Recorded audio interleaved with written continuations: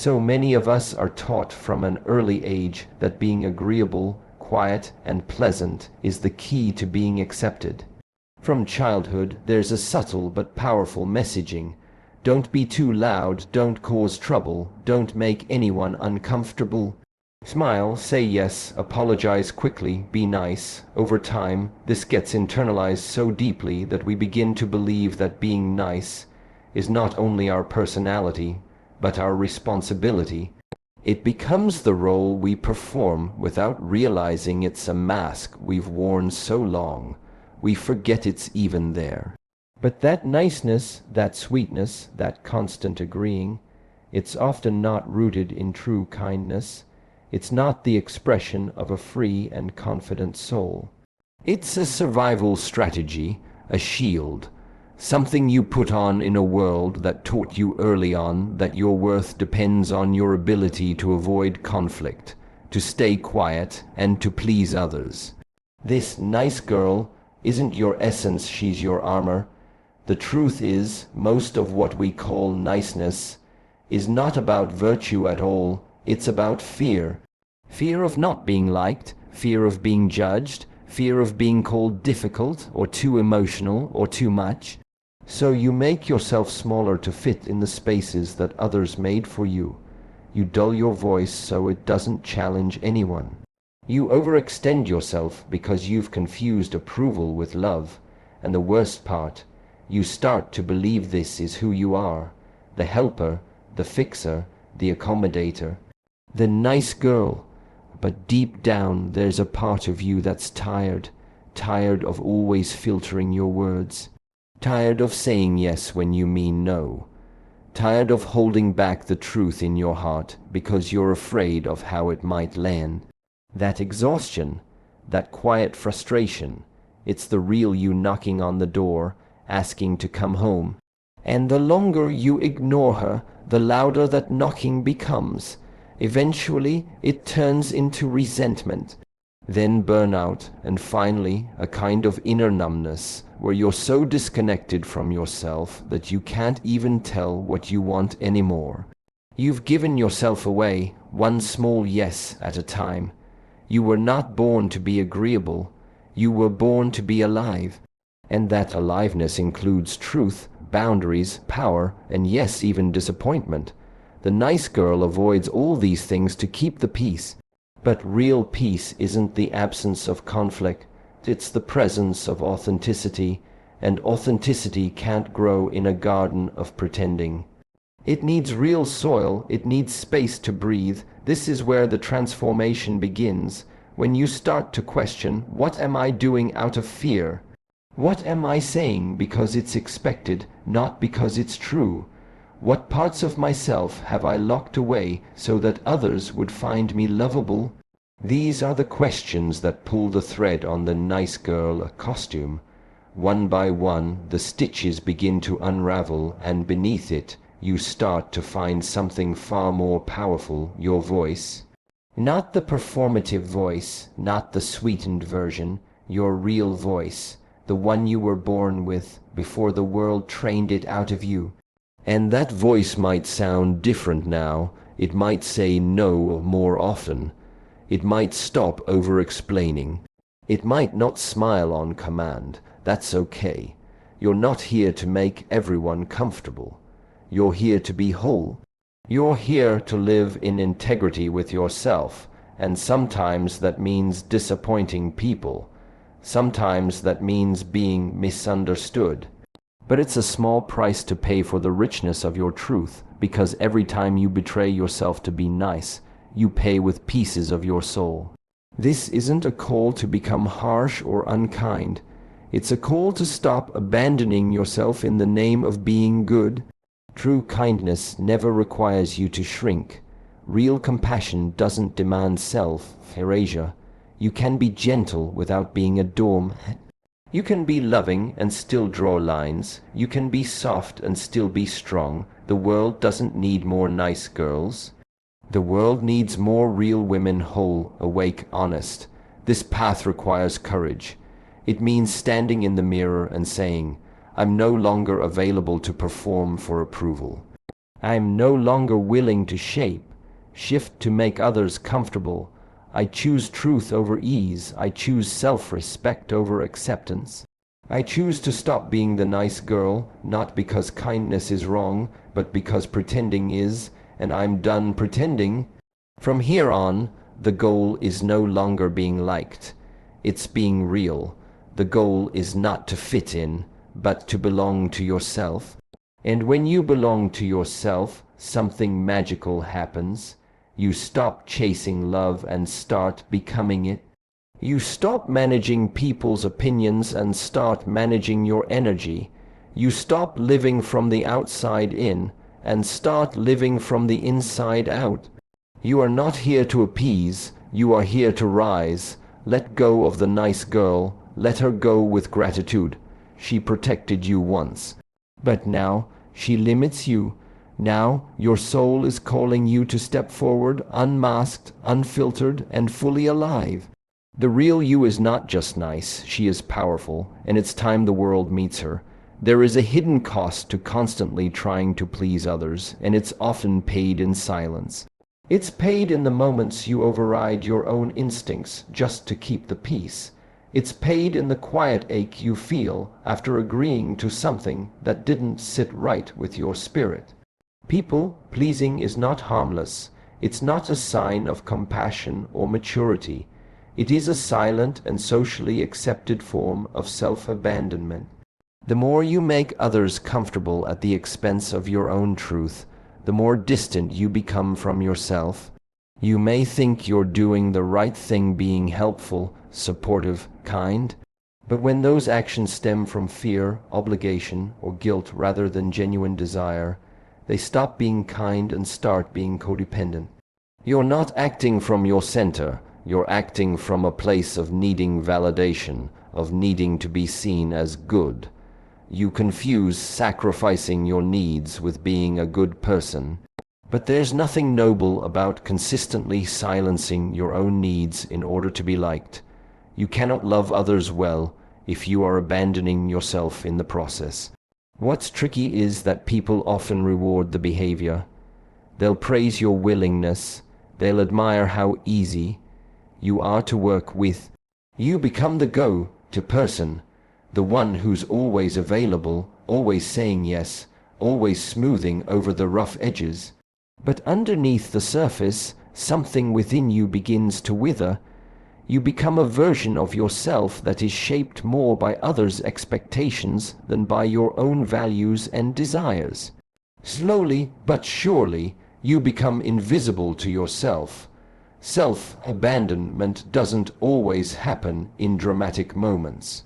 It happens in the daily quiet betrayals when you say yes to plans you didn't want to attend, when you say it's fine when it really isn't, when you apologize for simply having needs. It's in the way you stay quiet when your heart is screaming to speak.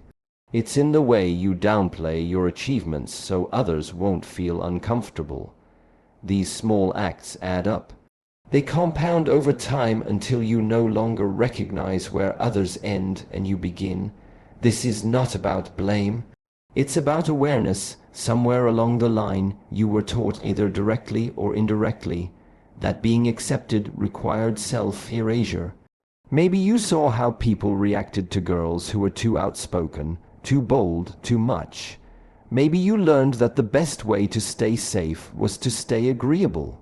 But here's the truth. What kept you safe then is now keeping you small. The very patterns that once protected you are now the barriers to your own freedom. You don't have to carry this habit any longer. You can choose to come back to yourself, and that begins with noticing, really noticing, where in your life you are people pleasing. What are the relationships that drain you because they demand your constant availability? What situations make you twist yourself into someone you're not? Who in your life do you fear disappointing the most, and why?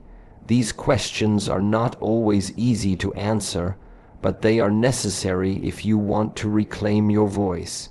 To stop abandoning yourself, you must begin by honoring your inner signals, the tension in your chest, The gut feeling that says no, the exhaustion after yet another unreciprocated effort, these are not just feelings to ignore, they are signs. They are your truth trying to speak, and you must learn to listen. You must learn to trust that your needs are valid, your boundaries are necessary, and your voice is worthy of space. This doesn't mean becoming selfish or cold. In fact, when you honor yourself, you become more capable of showing up authentically for others. You stop giving from a place of depletion. You stop resenting people for asking things of you, because you've learned to say no when you need to. Real love, real connection can only happen when both people are allowed to be whole, and that wholeness starts with being honest about what you can and cannot give. Learning to stop people pleasing is a process. It takes practice. You will feel guilt. You will feel fear. You will worry about how others perceive you. That's okay. Let those feelings arise, but do not let them dictate your behavior. You are allowed to prioritize your peace. You are allowed to rest without justifying it. You are allowed to say no without offering an explanation. You are allowed to take up space, even if it makes others uncomfortable. There is a powerful shift that happens when you stop living to please others and start living to honor yourself. Your relationships become more honest, your energy returns, your clarity sharpens. You begin to attract people who respect your boundaries instead of pushing against them. You stop performing and start being that version of you. The grounded, clear, self-respecting woman is not only possible, she is waiting for you to remember who you were before the world convinced you to forget. So let this be the moment you choose to stop. Stop saying yes to things that feel like a no. Stop apologizing for your feelings. Stop dimming your light just to keep others comfortable. You don't need to be nice to be loved. You need to be real. The love that is meant for you will never require you to disappear to receive it. Come back to yourself, reclaim your truth, stop being the nice girl, and start being the whole woman. There comes a point in every woman's journey where she must unlearn the belief that speaking her truth is a threat. Somewhere along the way, she was conditioned to think that strength equals aggression, and that being assertive is somehow cold, bossy, or unfeminine. But that conditioning was never meant to serve her. It was meant to keep her manageable, palatable, quiet. And the price she paid for that silence was her own sense of self. But here's what must be remembered. Assertiveness is not the same as aggression. Assertiveness is clarity. Assertiveness is honesty. Assertiveness is self-respect in motion. When a woman learns to speak up without shrinking, to hold her ground without hostility, to say this is who I am and this is what I need without apology, something powerful happens. She begins to trust herself, and that self-trust becomes the root from which confidence grows. Not the surface kind of confidence that relies on looks or charm or social approval, but the deep, grounded kind that says, I know who I am and I honor it whether or not you approve. For too long, many women have been trapped in the false binary of being either nice or difficult. If she's agreeable, she's accepted. If she's honest, she's labeled a problem, so she chooses safety, she chooses silence, she chooses to suppress her ideas, her boundaries, her needs, all in the name of peace. But it's not real peace, it's avoidance, and that avoidance begins to leak out in subtle ways, in passive resentment, in emotional exhaustion, in the quiet ache of not being seen. The truth is, you don't owe anyone your silence. You don't owe anyone the watered-down version of yourself. You were not put on this earth to be digestible. You were put here to be whole, and wholeness includes fire. Wholeness includes truth. Wholeness includes being able to stand in a room, look someone in the eye and say, this is not okay with me, or I need something different, or simply no. That kind of clarity is not rude, it's real. So many women carry the belief that if they speak their mind, they will be seen as mean or too much or ungrateful. But what's really happening is they are being asked to stay small so others don't have to expand. And that is not your burden to carry. You are not responsible for other people's discomfort when you express yourself with honesty. You are not cruel for telling the truth. You are not selfish for choosing your well-being over social approval. Assertiveness begins with listening to your inner voice. Not the loud one filled with fear or self-doubt, but the steady one beneath it, the one that knows when something feels wrong, when a boundary has been crossed, when your energy is being drained. That voice will guide you, but only if you stop overriding it, only if you stop explaining it away. Only if you trust that your needs matter, your time matters, your voice matters. You don't need to yell to be powerful. You don't need to fight to be heard. You simply need to own your truth without backing down. There is a calm, grounded strength in assertiveness that doesn't beg, doesn't chase, and doesn't apologize for existing. It's not about controlling others. It's about being in control of yourself. It's about showing up to your life as someone who honors her own worth without waiting for permission. When you begin to live this way, you'll notice the shift. You'll stop over-explaining. You'll stop tolerating behavior that drains you. You'll stop making excuses for people who repeatedly cross your boundaries. And yes, some people will fall away. But let them leave, because the ones who are meant to walk with you will never require you to silence yourself to keep their love. Real relationships, whether romantic, professional, or platonic, are built on mutual respect, not one-sided sacrifice. It's important to remember that being assertive doesn't mean being hard. You can still lead with kindness. You can still offer empathy, but you do so without abandoning yourself in the process. You learn how to say no with grace, how to communicate with clarity, how to walk away from what no longer aligns. And in doing so, you give yourself the most profound gift: integrity, alignment, peace that comes from within, not from the approval of others. This is not about becoming someone else. It's about returning to who you were before the world told you to play small. It's about shedding the layers of conditioning that made you believe your worth depended on your ability to stay quiet and agreeable. It's about remembering that your voice was never the problem. The problem was the system that told you it was dangerous. The next time you feel yourself shrinking, ask, who benefits when I stay silent? Who profits from my discomfort? What part of me am I sacrificing in this moment, and is it worth it? You were never meant to live in a cage built from politeness. You were meant to take up space, to speak with clarity, to stand in your truth, so stop whispering your needs. Stop softening your edges to make others comfortable. You are not here to be nice, you are here to be real. And in a world that tries to silence women's power, the most radical thing you can do is to stand fully in your own. There's a deep misconception that still lingers in the minds of many women, that setting boundaries is selfish, that saying no is unkind, and that prioritizing your own needs somehow makes you cold or inconsiderate. But this belief is not born from truth.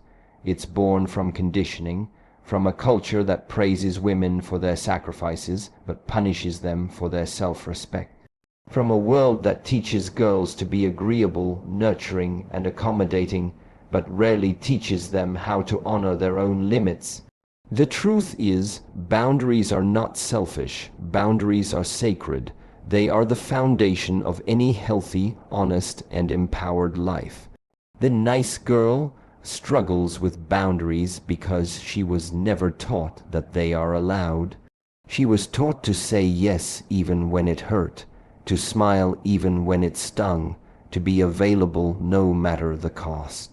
So she overcommits, overgives, and overextends herself trying to meet the expectations of everyone else. She carries guilt for simply wanting space. She doubts her own feelings. She apologizes for saying no. But living like that is not sustainable, it's not noble, it's a slow form of self-neglect. The absence of boundaries creates imbalance not just in your relationships, but in your sense of self. When you constantly override your own needs to accommodate others, you slowly lose touch with what you even want or need in the first place. You become reactive instead of intentional. You become resentful instead of present. You say yes out of obligation, then carry the weight of that decision long after the moment has passed. You smile, but inside something feels off. You give, but you feel unseen. You stay silent, but your spirit screams louder every day. This is not how you were meant to live. Boundaries are not walls to keep people out. They are doors you build with intention. They say, this is where I begin and you end. This is what I can offer and what I cannot. This is what's okay with me and what is not. They are expressions of self-awareness, not rejection. They are rooted in respect for yourself and for others. And when you live with clear, consistent boundaries, you begin to breathe again. You reclaim your time, your energy, your truth. One of the greatest myths around boundaries is that they push people away. But the truth is, they reveal who is meant to stay. The people who love you, respect you, and value you will not only accept your boundaries, they will be grateful for them. Because boundaries create clarity and clarity creates safety, there's no guessing, no pretending, no hidden resentment. Everything is clean, direct, and real. The people who are only interested in what you can give them, without any regard for your well-being, may not like your boundaries. They may resist guilt trip or even leave. Let them, because every time you uphold a boundary, you are telling yourself, I matter. My needs matter, my peace matters. It takes courage to create space for yourself in a world that constantly asks you to be available. It takes strength to say, no, not today, or that doesn't work for me, without justifying, apologizing, or explaining. But that courage builds a powerful muscle, one that helps you stand in your truth even when others are uncomfortable. And that is not selfish, that is sacred. You can still be kind, you can still be loving, you can still show up for the people you care about. But you can do so from a place of fullness, not depletion. When you learn to honor your limits, you become more grounded, more present, and more aligned. You stop giving from guilt and start giving from choice, and that changes everything. Your relationships deepen. Your confidence rises, your energy becomes protected, not scattered. Boundaries also allow you to focus, to choose what really matters. When you stop saying yes to everything, you make room for the things that actually align with your purpose and your values. You create space for rest, for creativity, for joy. You begin to live a life that feels like yours, not a life built on meeting everyone else's expectations. That's not selfish, that's sacred self-leadership. And yes, there will be discomfort. You will disappoint people. You will trigger others' insecurities. You will be misunderstood. But none of that is your responsibility to carry. Your responsibility is to yourself, your well-being, your growth, your peace. You are not here to live a life of performance. You are here to live a life of truth. So start small, one honest no, one truthful conversation, one decision to step back when you need to rest. And keep going. Let your boundaries become the sacred rhythm of your life. Let them be the way you teach the world how to treat you. Let them remind you every day that you are not here to be consumed. You are here to be respected. You don't owe anyone constant access to your time, your energy, or your spirit. You are allowed to be selective. You are allowed to protect your peace. You are allowed to create a life that nourishes you, not drains you. Stop being the nice girl who says yes to avoid conflict. Start being the woman who says yes only when it aligns with her soul. You are not born to please, you were born to live with intention. Boundaries are not barriers. They are bridges back to yourself. Honor them, defend them, celebrate them, because in doing so, you honor the sacredness of who you are.